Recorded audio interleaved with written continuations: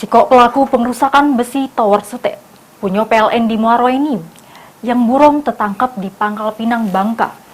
Tersangka mengaku sakit hati lantaran gajinya sebagai penjago tidak dibayar selama 6 bulan.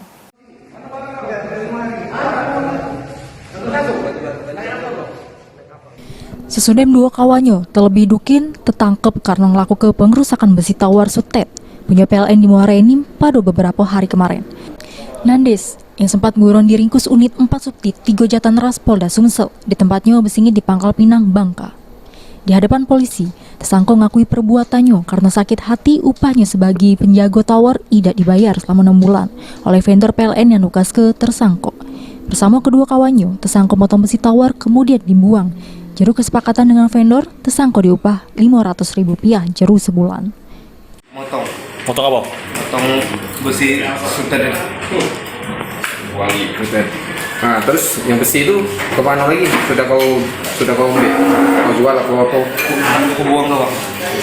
Kau buang? Iya. Itu pegawai situ? Bukan, cuma diajak oleh kawan Duiko tadi. Iya. Diajaknya cak mana, Pak? Kak tadi kita motong itu katanya.